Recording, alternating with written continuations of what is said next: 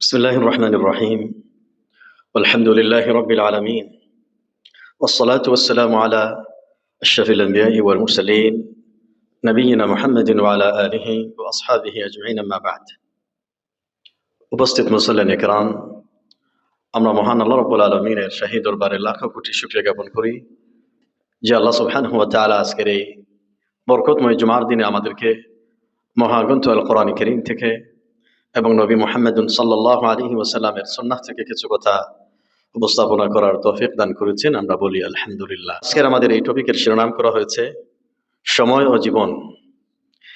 এই বিষয়ে আপনাদের সামনে তিনটি পয়েন্টে আলোচনা করব ইনশাআল্লাহ।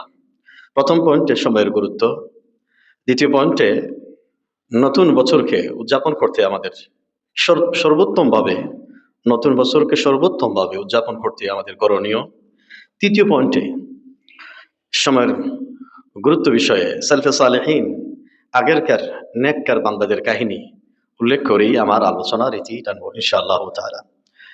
মন আল্লাহর কাছে দোয়া করি, আপনারা দোয়া করুন যেভাবে আলোচনা করলে আপনাদের এবং আমাদের বোধগম্য হয়, আমাদের দৃষ্টিভঙ্গি এবং আমলের পরিবর্তন হয়, সেইভাবে আলোচনা করার তৌফিক দান করুন। আমরা সবাই বলি আমিন। সুবহানাকা লা ইলমা লানা ইল্লা মা আল্লামতানা ইন্নাকা আনতাল আলিমুল হাকীম। রব্বি জিদনি ইলমা রব্বি ইয়াসসির ওয়া লা তুআসসির রব্বি ইশরাহ লি সাদরি লিআমরি ওয়াহলুল উকদাতাম মিন লিসানি ইয়াফকাহু কওলি।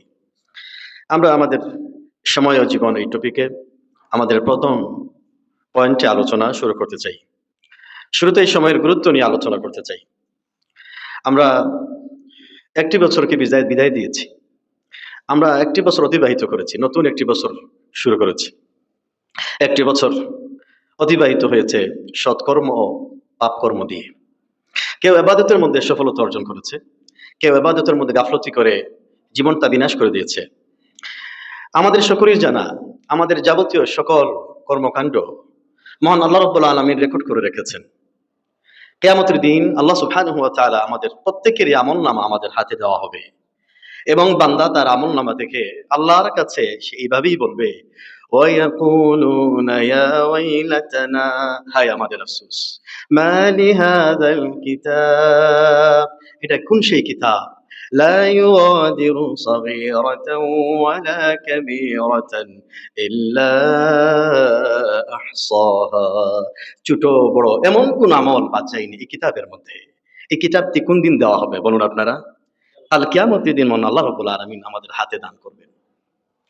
আমাদের জীবন থেকে আমরা কেউ 40 বছর অতিবাহিত করেছি, কেউ 60 বছর, কেউ 50 বছর, কেউ 80 বছর। নির্দিষ্ট আয়ু থেকে প্রতিটি বছর কিন্তু আমাদের এই আয়ু থেকে এক একটি বছর মাইনাস হয়ে যাচ্ছে, কি বলেন ঠিক না? এবং বর্তমান সময়ে সময়টা এত দ্রুত গতিতে অতিবাহিত হচ্ছে, আপনারা যারা মুরব্বিন ইকরাম আছেন, চোখের পলকে যে আমাদের জীবন থেকে 20টি বছর 50টি বছর অতিবাহিত হয়ে গেল, আমরা কি টেরি পাচ্ছি কিনা বলেন আপনারা? আমরা টেরি পাচ্ছি। এটাও সময় দ্রুত অতিবাহিত হওয়া, এটা কিয়ামতের স্পষ্ট আলামত।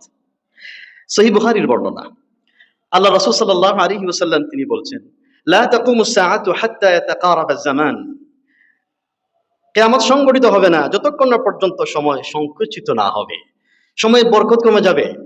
আমরা গত বছরে রমজান মাস উদযাপন করেছি, হঠাৎ করে চোখের পলকে আবার নতুন রমজান মাস আবার আমাদের সামনে চলে এসেছে। রাসূল সাল্লাল্লাহু আলাইহি ওয়াসাল্লাম কিয়ামতের পূর্বে, কিয়ামতের যে একটা স্পষ্ট আলামত সময় সংকুচিত হয়ে যাওয়া, সময়ের বরকত কমে যাওয়া, সময়ে কোনো কাজ করে সংকলন করা যায় না, রাসূল সাল্লাল্লাহু আলাইহি ওয়াসাল্লামের সুনান তিরমিজির আরেকটি বর্ণনা আপনাদের শোনাতে চাই। রাসূলুল্লাহ সাল্লাল্লাহু আলাইহি ওয়াসাল্লাম বলেন, ইয়াতাকারাবুজ জামান, কিয়ামতের পূর্বে মানুষের সময়টা কি হয়ে যাবে? সংকুচিত হয়ে যাবে, বরকত কম হয়ে যাবে। কি অবস্থাটা কেমন হবে? রাসূলুল্লাহ সাল্লাল্লাহু আলাইহি ওয়াসাল্লাম বলেন, ফাতাকুনু সানাতু কাশ-শাহরি, বছরটা এক মাসের মতো মনে হবে। তারপরে বলেন, ওয়াশ-শাহরু কাল-জুমআতি, মাসটা এক সপ্তাহের মতো মনে হবে। তারপরে রাসূল সাল্লাল্লাহু আলাইহি ওয়াসাল্লাম বলছেন, ওয়াল-জুমআতু কাল-ইয়াওমি, এক সপ্তাহ এক দিনের মতো মনে হবে।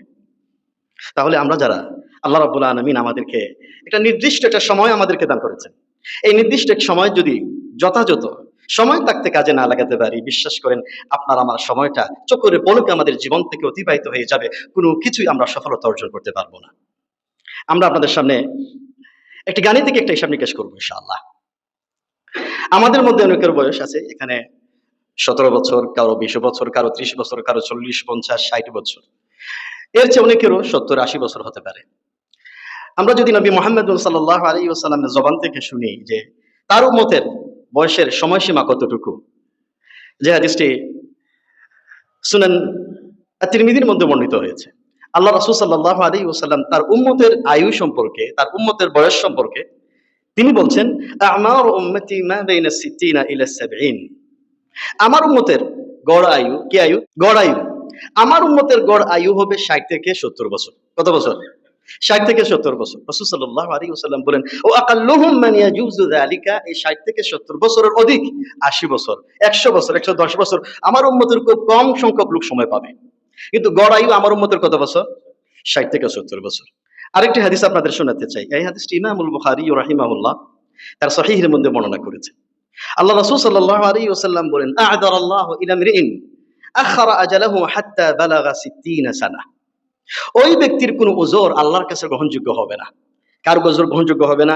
যাকে আল্লাহ রাব্বুল আলামিন 60 বছর সময় দিয়েছেন। কত বছর সময় দিয়েছেন? 60 বছর সময় দিয়েছেন। ওই ব্যক্তির উযর, কোনো অজুহাত আল্লাহর দরবারে কি হবে না? গ্রহণযোগ্য হবে না।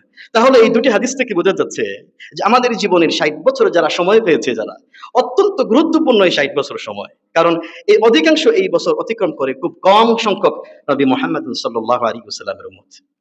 মনে করুন আমরা 60 বছর আমাদের জীবন পেলাম। এখন 60 বছরের মাথা আমরা একটু চিন্তা ভাবনা করি, গাণিতিক হিসাব নিকেশ করি। আমরা যদি প্রত্যেকটা দিন 8 ঘন্টা করে ঘুমাই, কয় ঘন্টা? 8 ঘন্টা, 3 টা 24, দিনে কয় ঘন্টা হয়? দিনে রাত্রিতে 24 ঘন্টা হয়। আমরা যদি প্রত্যেকটা দিন 8 ঘন্টা করে ঘুমাই এবং 60 বছরের মাথায় আপনারাই বলুন কত বছর ঘুমের মধ্যে অতিবাহিত করলাম? 20টি বছর আমাদের জীবন থেকে শুধু ঘুমের মধ্যেই অতিবাহিত হয়ে গিয়েছে। এটা কিন্তু একটা দিনের জন্য কল্পনাও করিনি। আরো যদি আমরা 8 ঘন্টা আমাদের জবের মধ্যে চিন্তা ভাবনা করি, তাহলে আরো 20টি বছর, তাহলে আমাদের জীবন থেকে বাকি থাকলো 20 বছর। আরো যদি খেলাধুলা, খানা পিনা, আড্ডা দেওয়া, অযথা সময় নষ্ট করা, ফেসবুকের সামনে ঘন্টার পর ঘন্টা অথবা টিভির সামনে ঘন্টার পর ঘন্টা সময় অতিবাহিত করা, আপনি হিসাব নিকেশ করে দেখবেন আপনার জীবন থেকে মূল্যবান কোনো সময় আপনি পাচ্ছেন না। এজন্য আমার সম্মানিত উপস্থিতি, আমরা 1টি বছর অতিবাহিত করেছি এবং এর আগেও অনেকগুলি বছর আমরা অতিবাহিত করেছি। আমাদের আগামী দিনে যাতে আমরা প্রতিজ্ঞাবদ্ধ হই, অতীতের মতো যেভাবে আমাদের সময়কে আমরা বিনষ্ট করেছি, সময়ের গুরুত্ব দিতে পারি নাই, সময়ের গুরুত্ব আমরা উপলব্ধি করতে পারিনি, এখন থেকে আমরা এই সময়ের গুরুত্ব আমরা উপলব্ধি করবো ইনশাআল্লাহ। আমাদের নতুন এই বছরটি হবে আগামী দিনে সুন্দর সমৃদ্ধ একটি বছর উদযাপন করব ইনশাআল্লাহ তাআলা। সম্মানিত উপস্থিতি, আমরা তো সবাই জান্নাতে যেতে চাই, কি বলেন, চাই না? আমরা তো সবাই আল্লাহর কাছে জান্নাতের আশা করি এবং আল্লাহ রাব্বুল আলামিন কোরআনে কারীমের মধ্যে বলেছেন, যারাই জান্নাতের অধিবাসী হবে তাদের কোনো চিন্তা, টেনশন, কোনো দুশ্চিন্তা থাকবে না। তবে এই জান্নাতবাসীর এত নাজ নেয়ামত পাওয়ার পর যখন জান্নাতবাসীরা জান্নাত অর্জন করবে, জান্নাতের হুরুন ঈন, এত অসংখ্য হুর ঈন নাজ নিয়ামতে যখন ভরপুর সে উপভোগ করবে, তখন সে একটা জিনিসের আফসোস করবে। কোন জিনিসের আফসোস করবে? সময়ের আফসোস করবে। ইমাম তাবারানী রাহিমাহুল্লাহ তিনি তার কিতাবের মধ্যে উল্লেখ করেছেন, আল্লাহ রাসূল সাল্লাল্লাহু আলাইহি ওয়াসাল্লাম তিনি বলেন, মা মিন শাইইন ইয়াতাহাসসারু আহলুল জান্নাহ, জান্নাতবাসীরা কোনো বিষয় কোনো আফসোস করবে না, কিন্তু একটি বিষয় তারা বারবার তারা আফসোস করবে, হায় হায় বলবে। কি আফসোস করবে? ইল্লা আলা সাআতিন মাররাত বিহিম লাম ইয়াযকুরুল্লাহা ফিহা। তারা দুনিয়ার জীবনে অসংখ্য অগণিত সময় তারা বিনষ্ট করেছে, অতিবাহিত করেছে, কিন্তু এই সময়ের মধ্যে মহান আল্লাহর স্মরণ তারা করতে পারেনি, আল্লাহর ইবাদতে তারা সময় অতিবাহিত করেনি, আল্লাহর দিন কায়েমে, দিন প্রচার এবং প্রসারে তারা সময় অতিবাহিত করতে পারেনি। এই জন্য জান্নাত পাওয়ার পরেও তারা জান্নাতের মধ্যে আফসোস করবে। আহারে, আমরা যদি দুনিয়ার জীবনে আরো বেশি বেশি কোরআন তেলাওয়াত করতাম, বেশি বেশি দাওয়াতের কাজ করতাম, বেশি বেশি মানুষের কল্যাণের কাজ করতাম, আল্লাহ রাব্বুল আলামিন অল্প আমলের কারণে এত নাজ নিয়ামত দিয়েছেন, আর যদি এর চেয়ে বেশি করতাম তাহলে আরো নাজ নিয়ামত আল্লাহর কাছ থেকে উপহার পেতাম। কিন্তু সেই দিন আপনারাই বলুন, এই আফসোস করে কোনো লাভ হবে? কি বলুন, কোনো লাভ হবে কিনা? কোনো লাভ হবে না। এই জন্য আমাদের সময় থাকতে আমাদের সময়ের গুরুত্ব আমাদের সকলকেই এটাকে দিতে হবে। এই জন্য আপনারা দেখবেন মহাগ্রন্থ আল কোরআনুল কারীমের মধ্যে মহান আল্লাহ সুবহানাহু ওয়া তাআলা অসংখ্য জায়গায় বিভিন্ন স্থান, বিভিন্ন নাম, বিভিন্ন বিষয়ের কসম করেছেন। আল্লাহ সুবহানাহু ওয়া তাআলা অন্তত সময়ের কসম করেছেন 15 থেকে 17টি স্থানে। কয়টি স্থানে? সময়ের কসম করেছেন 15 থেকে 17টি স্থানে মহান আল্লাহ রাব্বুল আলামিন সময়ের কসম করেছেন।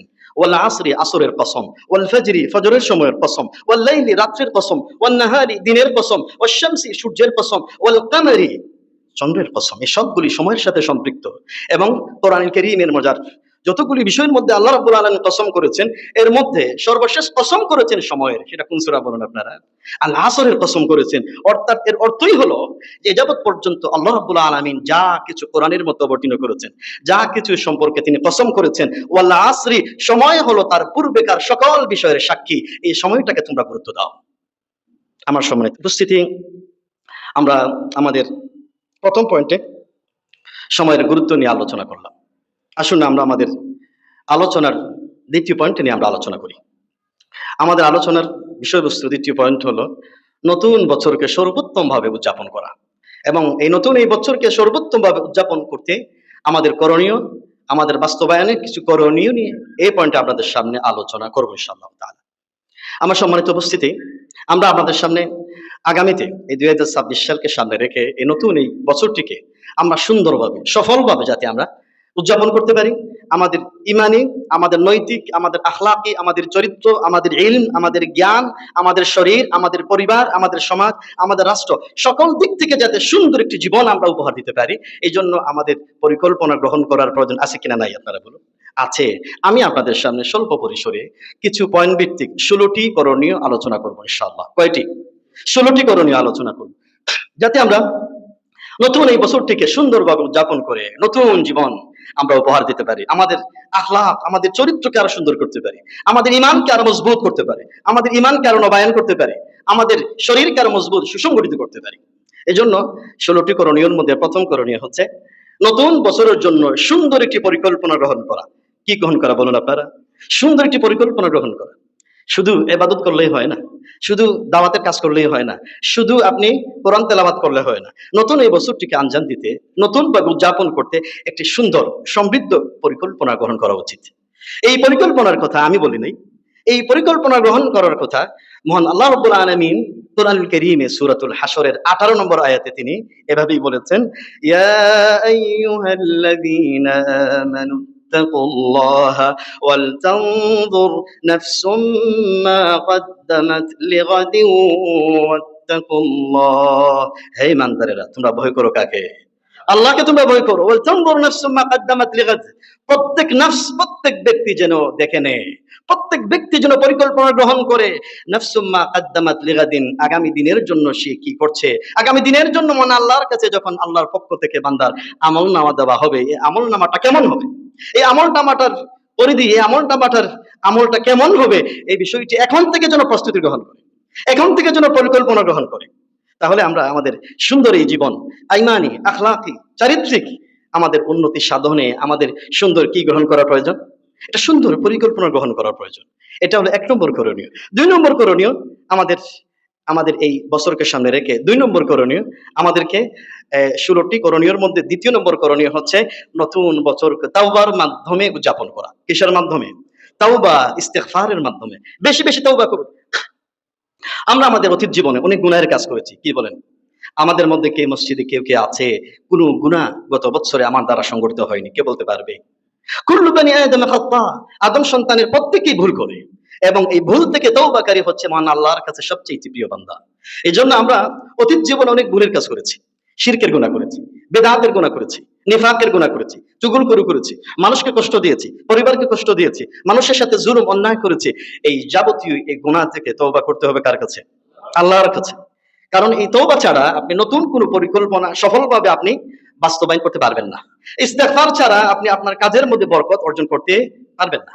ইমাম শাফিঈ রাহিমাহুল্লাহ তিনি যখন মুখস্থ করেন, দিন দিন ওনার মুখস্থ শক্তি লোপ পেয়ে যাচ্ছে, কমে যাচ্ছে, দুর্বল হয়ে যাচ্ছে, তখন তিনি তার উস্তাদ ওয়াকিয়ের কাছে নালিশ করলেন, শাকাউতু ইলা ওয়াকিইন সুআ হিফজি, আমি আমার উস্তাদ ওয়াকিয়ের কাছে গিয়ে আমার হিফজের মুখস্থতার যে দুর্বলতা দিন দিন বেশি দুর্বল হয়ে যাচ্ছে, আমি যখন নালিশ করলাম তখন তিনি বলেছিলেন, ইলাম বিআন্নাল ইলমা নূরুন ওয়া নূরুল্লাহি লা ইউতা লিআসি, তুমি জেনে রাখো তুমি যে জ্ঞান অর্জন করতে যাচ্ছ এই জ্ঞানটা হচ্ছে আলো। জ্ঞানটা কি?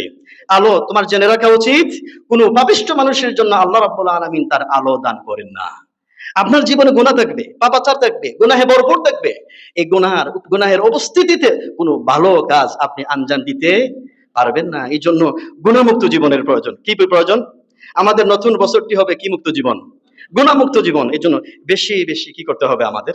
তওবা, ইস্তেগফার বেশি বেশি করবো, মহান আল্লাহর কাছে মাপ চাইবো। হে আল্লাহ, অতীত বছরে আমার দ্বারা অনেক গুনাহ সংঘটিত হয়েছে, খালিস ভাবে একনিষ্ঠ ভাবে তোমার কাছে তওবা করছি, তুমি আমার তওবা কবুল করে নাও। আগামী দিনে যাতে আমি সুন্দর জীবন যাপন করতে পারি, তুমি আমাকে তৌফিক দান করো। পারবো না ইনশাআল্লাহ? পারবো ইনশাআল্লাহ। 3 নম্বরে করণীয়, নতুন বছরটিকে সামনে রেখে নতুন বছরকে সুন্দরভাবে উদযাপন করতে শিরক এবং বেদাতের বিষয়ে সতর্ক থাকতে হবে। কি বিষয়ে সতর্ক থাকতে হবে? শিরক এবং বেদাতের মতো বড় গুনাহ, এই বিষয়ে আমাদের প্রত্যেককে সতর্ক থাকতে হবে।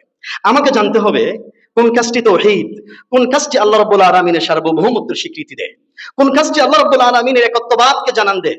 আমাকে জানতে হবে কোন কাজটি শিরক, আমাকে জানতে হবে কোন কাজটি কুফর, আমাকে জানতে হবে কোন কাজটি ঈমান, আমাকে জানতে হবে কোন কাজটি বিদআত, আমাকে জানতে হবে কোন কাজটি সুন্নাহ। কি বলেন, জানতে হবে কিনা? আপনি এমন আমল করলেন যে আমলটি বিদআত যুক্ত আমল, আপনারাই বলেন এই আমল আল্লাহর দরবারে কবুল হবে? আপনি এমন আমল করলেন শিরক মিশ্রিত আকীদা বিশ্বাস লালন করে আপনার জীবন অতিবাহিত করছেন, আপনারাই বলেন এই আমলটা আল্লাহর দরবারে কবুল হবে? না, কবুল হবে না। আমার সম্মানিত উপস্থিতি, আমরা এমন একটি কিয়ামতের পূর্ব মুহূর্তে এমন একটি সময় অতিবাহিত করছি। রাসূলুল্লাহ সাল্লাল্লাহু আলাইহি ওয়াসাল্লামের হাদিস অনুযায়ী একজন ইমানদার বান্দা সে সকাল হবে ইমানদার হয়ে, সন্ধ্যা হবে কাফির হয়ে। একজন ইমানদার বান্দা সকাল হয়ে কাফির হয়ে আবার সন্ধ্যা হবে ইমানদার হয়ে। এমন পরিস্থিতির সৃষ্টি হচ্ছে যখন একজন ইমানদার বান্দা সামান্যতম দুনিয়ার স্বার্থের বিনিময়ে তাদের ঈমান, তাদের চরিত্র, তাদের আখলাক পর্যন্ত বিক্রি করে দিচ্ছে। এহেন এই কঠিন এই মুহূর্তে আপনাকে জানতে হবে না কোন কাজটি করলে ঈমান চলে যায়, কাজটি জানার প্রয়োজন আছে কিনা? আপনাকে জানতে হবে না কোন কাজটি করলে ঈমান ধ্বংস হয়ে যায়, কোন কাজটি করলে ঈমান থেকে খারিজ হয়ে যায়, আপনাকে জানতে হবে কিনা বলেন? অবশ্যই আপনাকে জানতে হবে। এই ক্ষেত্রে আপনাদেরকে পরামর্শ দিই, নওয়াকিদুল ইসলাম একটি বই আছে, আল্লামা মুহাম্মদ আব্দুল ওয়াহাব রাহিমাহুল্লাহ, ঈমান বিনষ্টকারী 10টি বিষয় আপনাকে জানতে হবে। এবং এই বিষয়ে সহিহ আকীদার দিশারি ডক্টর আব্দুল শেখ সালেহ আল ফাউজান তাওহীদ ঈমান বিষয়ে অত্যন্ত চমৎকার বই লিখেছেন। এই বইটি আপনারা সংগ্রহ করবেন। কোরআন সুন্নাহর আলোকে ইসলামী আকীদা ডক্টর আব্দুল্লাহ জাহাঙ্গীর রাহিমাহুল্লাহ, এই বইটি আপনারা সংগ্রহ করবেন। আপনার আমার জীবনটা হবে একটি কোরআন সুন্নাহ ভিত্তিক, ঈমান ভিত্তিক, শিরক মুক্ত জীবন। তো শিরক মুক্ত জীবন উপহার দিতে হলে এই বিষয়ে আমাদের জ্ঞান অর্জন করার প্রয়োজন আছে কিনা বলেন? আল্লাহ রাব্বুল আলামিন আমাদের সবাইকে তৌফিক দান করুন। আমরা সবাই বলি আমিন। 4 নম্বরের করণীয়, সেটা হচ্ছে নতুন এই বছরকে সামনে রেখে 4 নম্বর করণীয় হচ্ছে ওয়াক্ত মতো পুরুষেরা জামাতবদ্ধ সালাত আদায় করবো ইনশাআল্লাহ। বলেন আপনারা কি মতো? ওয়াক্ত মতো, সময় মতো জামাতবদ্ধ হয়ে পুরুষেরা সালাত আদায় করবে। আমাদের মা বোনেরা ঘরের মধ্যে তারা ওয়াক্ত মতো সালাত আদায় করার প্রতিজ্ঞা করবেন। নতুন একটি বছর অতিবাহিত করব, উদযাপন করব, কোন অবস্থায় সময়ের বাইরে গিয়ে কাজা নামাজ আমরা আদায় করব।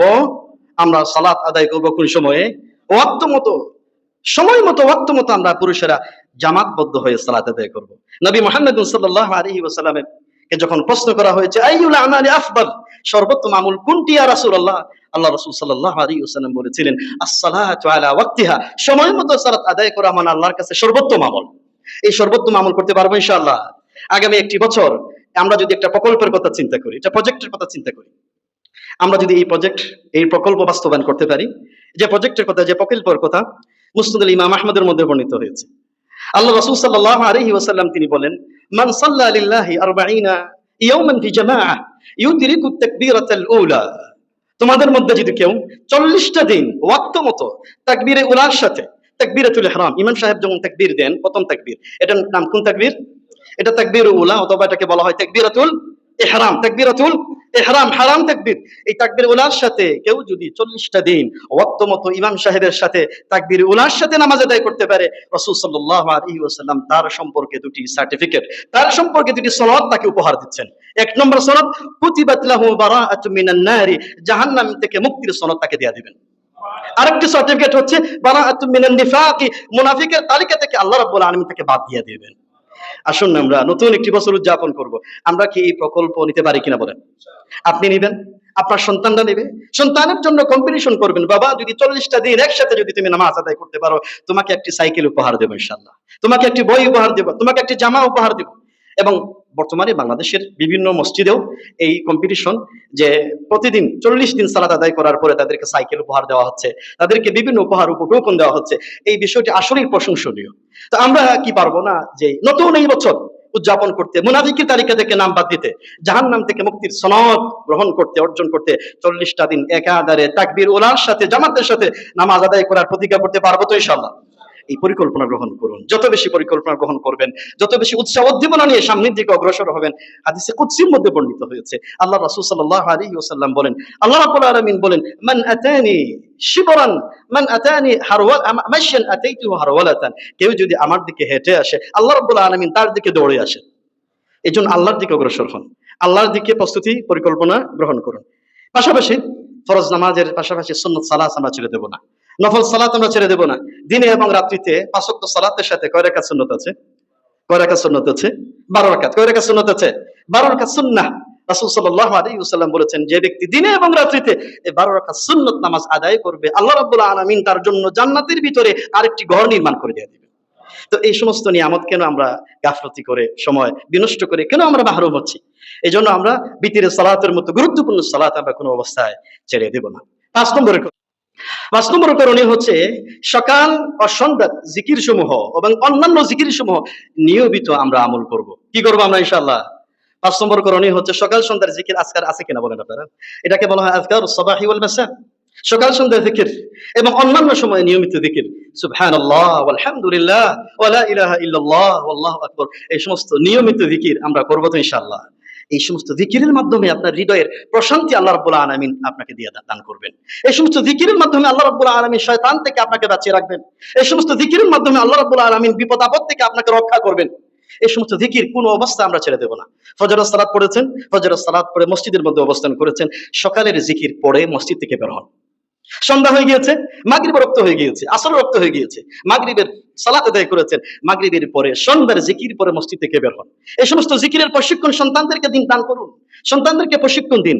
আপনার পরিবার প্রশান্তিতে ভরপুর হয়ে যাবে, আপনার জীবন বরকতময় হয়ে যাবে, আপনার জীবন থেকে আল্লাহ রাব্বুল আলামিন বালা মুসিবত দূর করে দিবেন ইনশাআল্লাহ। এটা একটা গুরুত্বপূর্ণ এই জিকির, নিয়মিত জিকির। প্রসিদ্ধ কিতাব আপনাদেরকে উপহার দিতে চাই, এই বিষয়টি আপনাদেরকে জানান দিতে চাই। সেই কিতাবটি হচ্ছে হিসনুল মুসলিম। কি কিতাবের নাম? হিসনুল মুসলিম, একজন মুসলিমের দুর্গ। আমরা যখনই সকাল সন্ধ্যায় জিকির করি, অন্যান্য সময় জিকির করি, একজন মুসলমানের জন্য জিকির গুলো দুর্গ হিসাবে কাজ করে। কি হিসাবে কাজ করে? এই কিতাবটি হিসনুল মুসলিম লাইব্রেরিতে পাবেন। আর শেখ সাঈদ বিন ওয়াহিদ আল কাহতানী রাহিমাহুল্লাহ, অত্যন্ত বিশ্ববিখ্যাত, কোটি কোটি বিলিয়ন কপি গোটা বিশ্বে প্রচার প্রসার হয়েছে, বিতরণ হয়েছে। এটা বরকতময় একটি কিতাব। এই কিতাবটি আপনারা আপনাদের পকেটে রাখবেন, গাড়ির মধ্যে রাখবেন, আপনাদের বালিশের মধ্যে রাখবেন, অফিসের মধ্যে রাখবেন। যখনই সময় পাবেন এই হিসনুল মুসলিম কিতাবটি আপনারা পড়বেন। পারবো তো ইনশাআল্লাহ? এই আগামী বছরের জন্য আমাদের এই পরিকল্পনা গ্রহণ করে এর মাধ্যমেই হয়। 6 নম্বরে আমাদের 16টি পরিকল্পনার 6 নম্বর পরিকল্পনা গ্রহণ করা উচিত প্রত্যেক দিন দিনে 70 অথবা 100 বার ইস্তেগফার করা। কয়বার? দিনে কয়বার? দিনে রাতে কয়বার? 70 থেকে 100 বার। রাসূলুল্লাহ সাল্লাল্লাহু আলাইহি ওয়াসাল্লাম রাহমাতুল লিল আলামিন, যে নবীকে আল্লাহ রাব্বুল আলামিন মাসুম হিসেবে সৃষ্টি করেছেন, বলুন না সুবহানাল্লাহ। যে নবীর কোনো গুনাহ নেই, তাকে মাসুম হিসেবে, তারপরেও তিনি বলেন ওয়াল্লাহি ইন্নী আস্তাগফিরুল্লাহ ফিল ইয়াউমি 100 মাররা। আমি নবী মুহাম্মদুন সাল্লাল্লাহু আলাইহি ওয়াসাল্লাম দিনে 100 বার ইস্তেগফার করি। আপনি দিনে 100 বার ইস্তেগফার করেন, ইস্তেগফারের যে পাওয়ার, যে শক্তি রয়েছে, এই শক্তি আপনি টেরি পাবেন না, আপনি শক্তি বুঝতে পারবেন না। এই শক্তি কিভাবে আল্লাহ রাব্বুল আলামিন আপনাকে দান করবেন, যে হাদিসটি সুনান আবু দাউদের মধ্যে বর্ণিত হয়েছে। আল্লাহ রাসূল সাল্লাল্লাহু আলাইহি ওয়াসাল্লাম তিনি বলেন, মান লাজিমাল ইস্তিগফার, কেউ যদি ইস্তেগফারকে আঁকড়ে ধরে রাখতে পারে, নিয়মিত ইস্তেগফার করে, জাআলাল্লাহু লাহু মিন কুল্লি হাম্মিন ফারাজা, আল্লাহ রাব্বুল আলামিন প্রত্যেক ব্যক্তিকে তাকে দুশ্চিন্তা মুক্ত করে দিয়ে দিবেন। তার কোনো টেনশন থাকবে না, তার কোনো ভয় থাকবে না, ভীতি থাকবে না। ইস্তেগফারের কারণে আল্লাহ রাব্বুল আলামিন তার মনকে প্রশান্তি দিয়ে ভরপুর করে দিয়ে দিবেন। এরকম অনেকগুলি ফজিলত আছে, আমি তো সময় স্বল্পতার কারণে সবকিছু বলতে পারছি না। তাহলে আমাদের প্রত্যেকটা দিন, আপনারাই বলুন, ইস্তেগফার করতে কি উজু লাগে? ইস্তেগফার করতে আলাদা সময় নির্ধারণ করা লাগে? আমি হাঁটতে, বসতে, চলাফেরা করতে, ঘুমাতে কি পড়বো? আস্তাগফিরুল্লাহ আস্তাগফিরুল্লাহ আস্তাগফিরুল্লাহ মিন কুল্লি যামবিন ওয়া আতুবু ইলাইহি, মাঝে মাঝে এটা পড়বেন। এটাকে একটা নিয়মিত শ্বাস প্রশ্বাস যেভাবে আপনি নেবেন, সেইভাবে নিয়মিত এটা করে ফেলেন। একটি কাজ কঠিন হয়ে যাচ্ছে, আপনি বলেন আস্তাগফিরুল্লাহ আস্তাগফিরুল্লাহ। পরীক্ষায় ভালো ফলাফল করছেন, পরীক্ষার মধ্যে কঠিন প্রশ্ন চলে আসছে, মনে কিছু আসছে না, 100 বার ইস্তেগফার করেন, আল্লাহ রাব্বুল আলামিন আপনাকে সবকিছু উন্মুক্ত করে দিয়ে দিবেন। এটা পরীক্ষিত ভাই।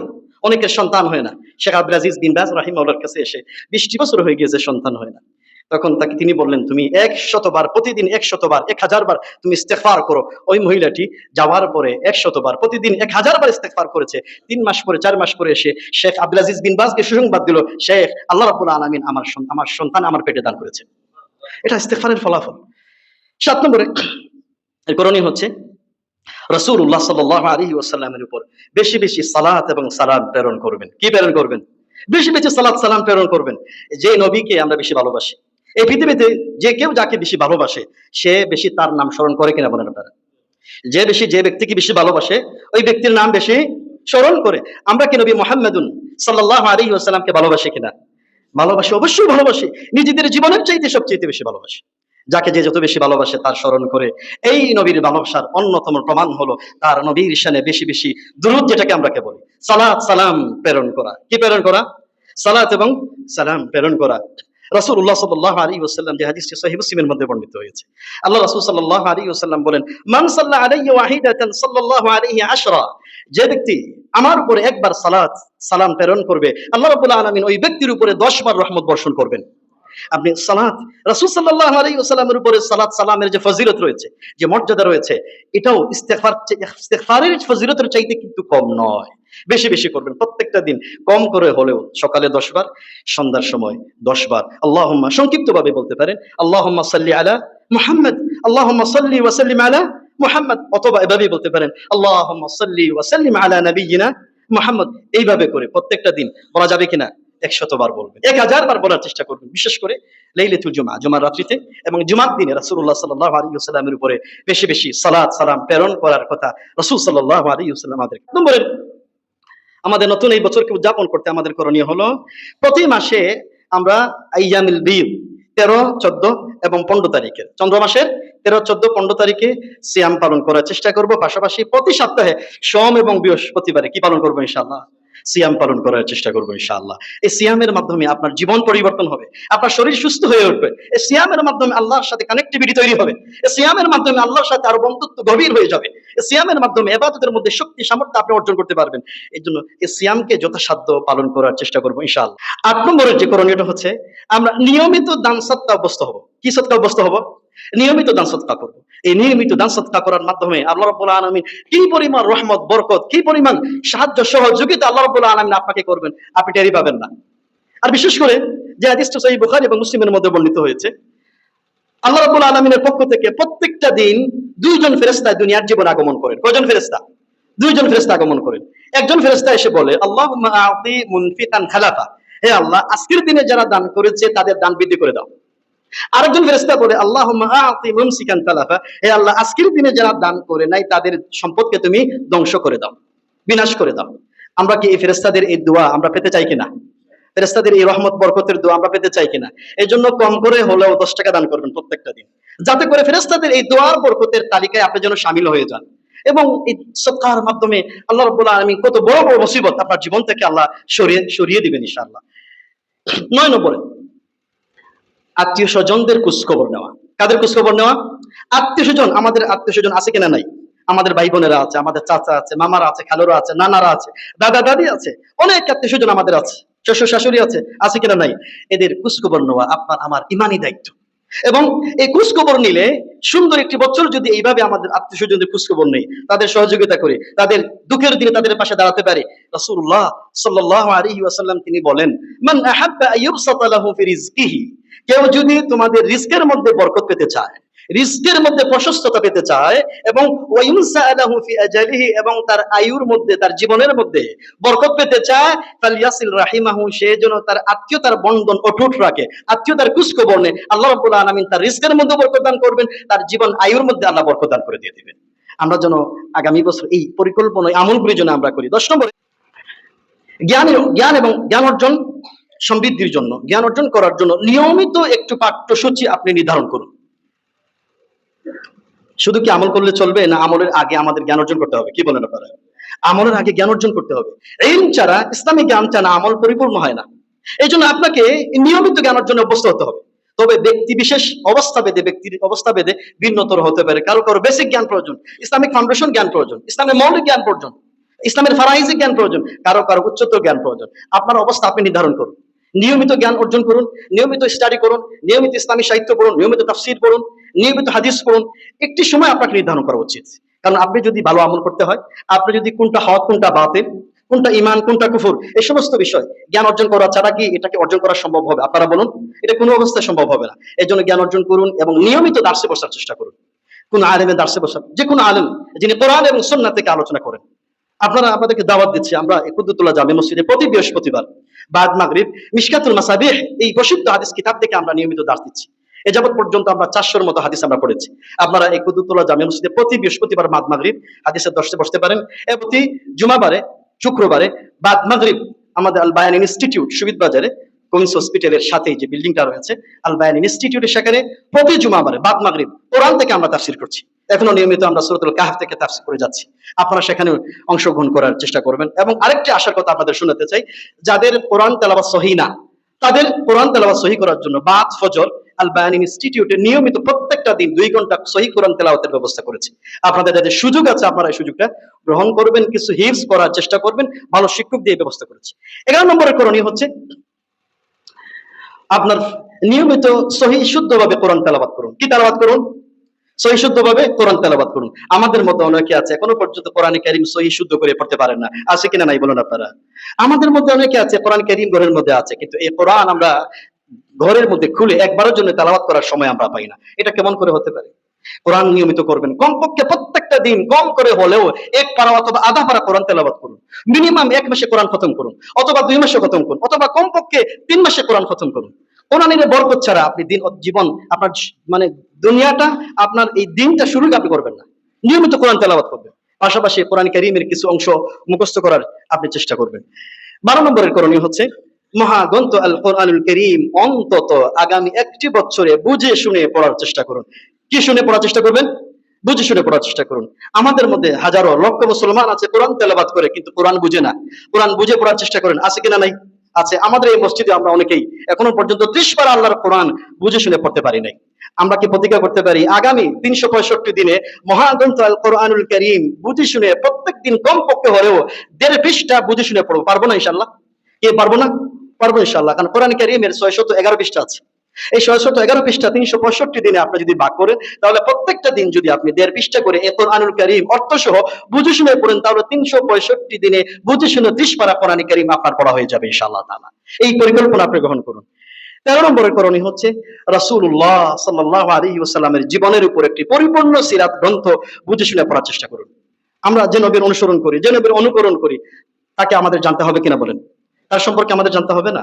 এই জন্য তাকে জানতে হলে পরিপূর্ণ একটি সিরাত গ্রন্থ, যে সিরাত গ্রন্থটি আপনাদের পরামর্শ দিচ্ছি, রেইনড্রপস প্রকাশিত একটা সিরাত, সেটা হলো সিরা। বইটির নাম 2টি খণ্ডে অত্যন্ত চমৎকার বিভিন্ন সিরাত গ্রন্থ থেকে এই বইটি সংকলন করা হয়েছে, যা আপনাদের জন্য উপযোগী। এই বইটি আপনারা সংগ্রহ করবেন। এই বইটির নাম কি? সিরা। বইটির নাম কি? এটা প্রকাশনা হচ্ছে রেইনড্রপস প্রকাশিত এই বইটি। 14 নম্বরে আগামী বছর জন্য হালাল হারাম ভালো করে যাচাই বাছাই করে আমাদের ইনকাম করি। সুদের সাথে ঘুষের সাথে কোনো ধরনের সম্পৃক্ততা যদি থাকে, তাহলে এখন থেকে আমরা কি করি? তওবা করি। আগামী দিনে কোনো ধরনের হারামের সাথে আমাদের কোনো সম্পৃক্ততা থাকবে না। 15 নম্বর করণীয় হচ্ছে নিয়মিত দাওয়াতের কাজে সম্পৃক্ত হই। কিসের কাজে বলেন আপনারা? নিয়মিত দাওয়াতের কাজে। আল্লাহর এই দিনকে আল্লাহর জমিনে বাস্তবায়ন করা, তাওহীদকে মানুষের ঘরে ঘরে পৌঁছে দেওয়া, আল্লাহ রাসূল সাল্লাল্লাহু আলাইহি ওয়াসাল্লামের সুন্নাহকে মানুষের ঘরে ঘরে পৌঁছে দেওয়া, এটা আমাদের দায়িত্ব কি দায়িত্ব না বলেন আপনারা?